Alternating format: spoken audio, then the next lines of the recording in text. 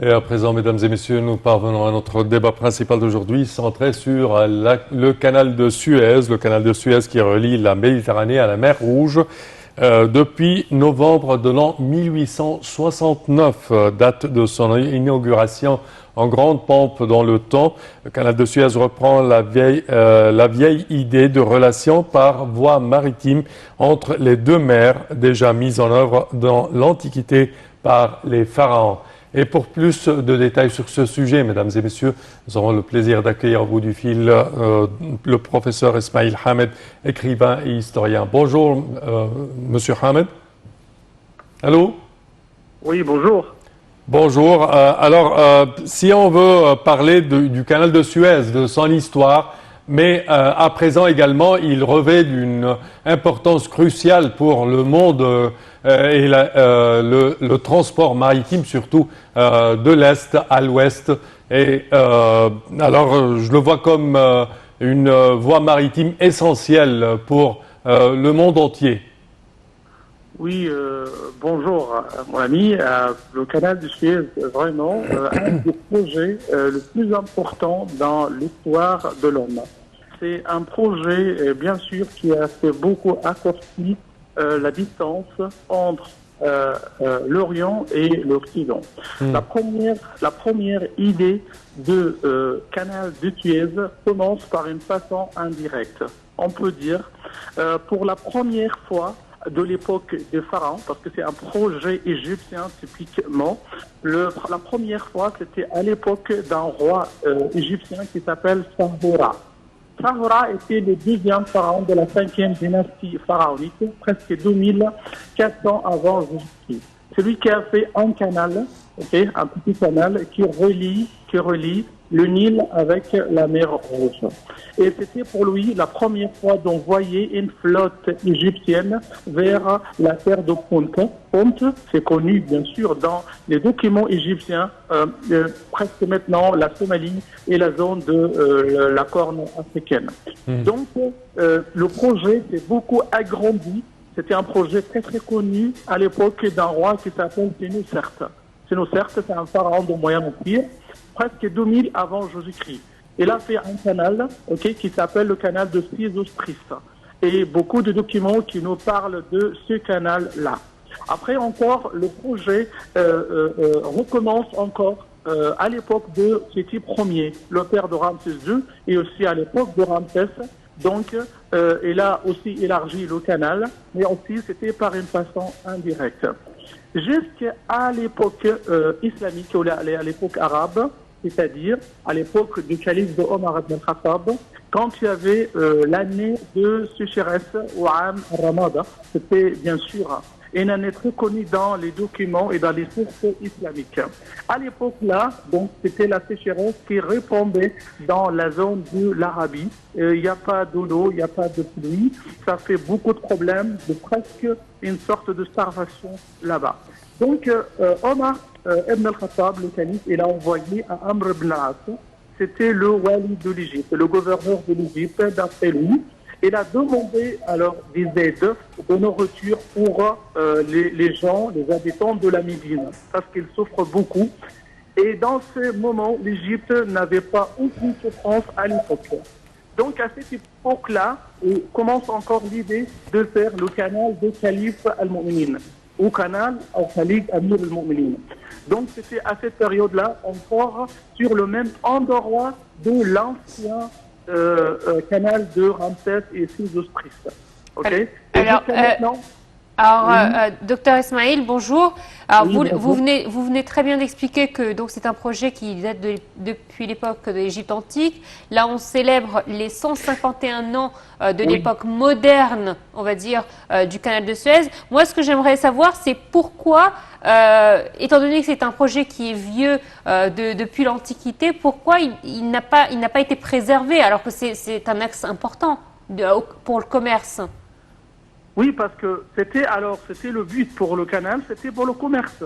Et Exactement. les gens avaient peur pour relier directement le Domer, la mer Rouge et la mer Méditerranée à cause de différences de niveau. Et pour ça, ils ont fait ça par une façon indirecte. Ça, c'est jusqu'à 1859, quand il y avait la décision pour relier le canal directement entre le Domer.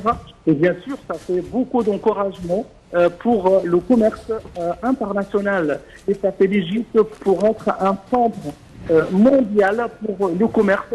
Et l'Égypte qui contrôle le Domer et le canal le plus important commercialement.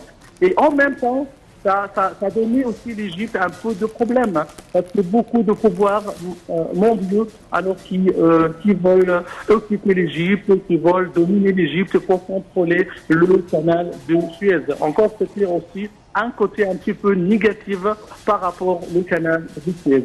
Dans ce moment, on célèbre presque un siècle et demi de l'inauguration du canal de Suez et de sa valeur pour l'Égypte.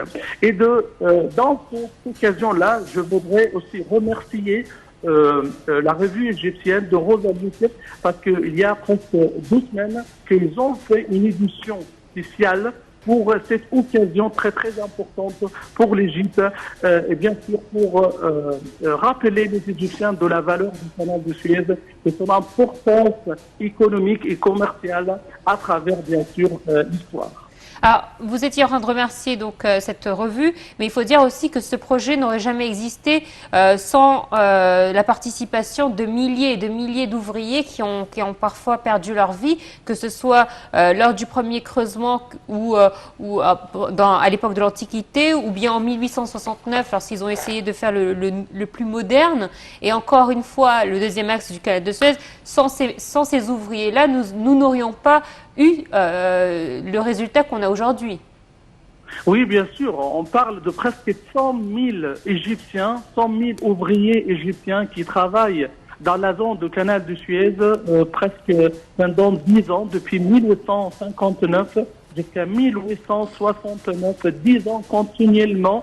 Donc avec beaucoup d'efforts, vraiment que les Égyptiens qui ont creusé un grand canal d'à peu près 200 km entre la mer Rouge et la mer Méditerranée, et aussi avec aussi des moyens très primitifs à l'époque, parce qu'il n'y a pas de technologie que nous avons maintenant pour creuser le canal, pour élargir, pour tout ça. C'était un travail manuel typiquement. Donc aussi, c'est un grand projet qui se rattache par la main des Égyptiens et par aussi les sacrifices que les Égyptiens ont donnés pour faire ce canal, pour servir le monde entièrement et aussi pour l'économie de l'Égypte. Jusqu'à maintenant, le canal de Suez, ça représente une des sources économiques et une des revenus les plus importantes de l'économie égyptienne. Parce qu'on parle d'à peu près 6 milliards de dollars que le canal et les taxes que l'Égypte prend du canal de Suez. Donc encore jusqu'à maintenant, le canal joue un rôle très important de l'économie de l'Égypte et de l'économie du monde entièrement. Je voudrais parler de la symbolique de la présence française à l'inauguration en 1869 du canal, avec la présence de l'impératrice Eugénie, épouse de Napoléon III, et celle de François Hollande, alors président de la France, en 2015, où il a participé à l'inauguration du deuxième axe du canal de Suez. La France a un symbole historique fort dans l'inauguration de ce canal. Pourquoi ? Bien sûr, la présence de président français, l'ex-président, à l'inauguration de deuxième canal, c'est bien sûr une participation symbolique, parce que l'idée, pour creuser les deux mers, c'était grâce à un Français qui s'appelle Ferdinand de Lesseps, c'est tout ça qui a donné le projet. L'idée pour Mohamed Ali François, mais il avait peur, puis c'était à l'époque de Saïd, et à son époque, le creusement de canal. Donc c'était l'idée. Et pour encourager les dirigeants égyptiens pour creuser le canal, c'était grâce à un Français. Et aussi, avec le creusement du deuxième canal égyptien, donc c'était avec la présence du président français. Bien sûr, c'était une participation symbolique, mais encore, il ne faut pas oublier que la France, c'était un des pays qui a fait beaucoup de problèmes, beaucoup de troubles pour l'Égypte, quand l'Égypte, à l'époque du président Nasser, quand l'Égypte a nationalisé le canal de Suez en 1956. Donc aussi, ils ont agressé l'Égypte après cette décision. Parce qu'aussi, il y avait beaucoup d'ouvriers français qui travaillent pour le contrôle et pour le passage du canal de Suez du côté de la mer Rouge à l'autre sens, et aussi de la mer Méditerranée, aussi au sens de la mer Rouge. Donc aussi, jusqu'à maintenant, ceux qui visitent Ismaïlia et les villes du canal de Suez, on peut trouver les maisons des ouvriers et des employés français qui travaillent pour le canal de Suez jusqu'à maintenant. Et la maison et le chariot de Lesseps. Allô? Oui, je vous disais, même à Ismaïlia, on peut trouver le carrosse de Lesseps et son ancienne maison. Oui, bien sûr. C'est la paire. C'est la paire. Quand on parle du canal de Suez, Monsieur Ismail, on parle toujours d'une artère qui a causé, je dirais pas causé, mais était au milieu de plusieurs événements graves durant les années 60, 70 et même plus tard. Alors, si vous pouvez nous donner un petit aperçu sur l'histoire concernant la guerre de 1967 et jusqu'à 1973 et cette période, je dirais, un tout petit peu agitante de part et d'autre de l'histoire égyptienne. Bien sûr, les deux guerres, l'agression israélienne sur l'Égypte en 1967 et après la guerre que l'Égypte a menée pour la récupération de notre terre de Sinaï en 1973. Donc les deux guerres, bien sûr, ça fait beaucoup d'influence, beaucoup d'impact un petit peu négatif sur les habitants de la zone du canal de Suez. Les gens qui habitent à Boursaïd et qui habitent aussi à Suez, à Ismaïlia, une grande partie des gens là, ils doivent sortir de leur zone. C'était une sorte de départ et beaucoup viennent ici au Caire, dans la zone. Bien sûr, ils étaient dispersés dans beaucoup de gouvernorats égyptiennes, dans des villes égyptiennes et tout ça. Mais encore, il y avait certains qui vivent dans les zones, comme on peut dire là, la cité de Nord, au Caire, parce que des gens qui n'ont pas trouvé de logement, des maisons et tout ça, ils étaient obligés de vivre là-bas. Mais bien sûr, ça représente une minorité. Encore, ça c'est une sorte de sacrifice que l'Égypte aussi en fait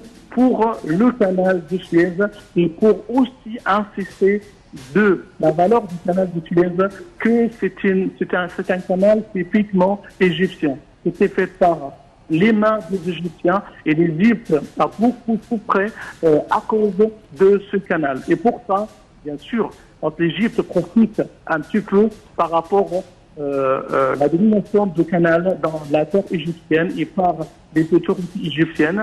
Et ça fait logique, bien sûr, d'avoir des bénéfices de ce canal égyptien à cause de sa valeur économique et commerciale à travers l'histoire. Alors, c'est vrai qu'à l'époque moderne, nous avons retrouvé cette symbolique d'un canal national. C'est-à-dire qu'à l'époque de l'Antiquité, ce sont bel et bien des Égyptiens qui ont eu l'idée de concevoir ce projet. Puis ensuite, vous avez dit qu'en 1869, c'était des ouvriers égyptiens qui ont travaillé à creuser ce fameux canal. Puis ensuite, à l'époque de Nasser, il y a eu la nationalisation du canal, qui était un moment important de l'histoire de l'Égypte. Mais il faut dire aussi qu'en 2015, lors de l'inauguration du canal de Suez, ce canal, ou ce deuxième axe du canal, n'aurait jamais existé sans la participation des Égyptiens lorsqu'ils ont financé ce projet. C'est quand même le premier projet que les Égyptiens financent de leur propre poche.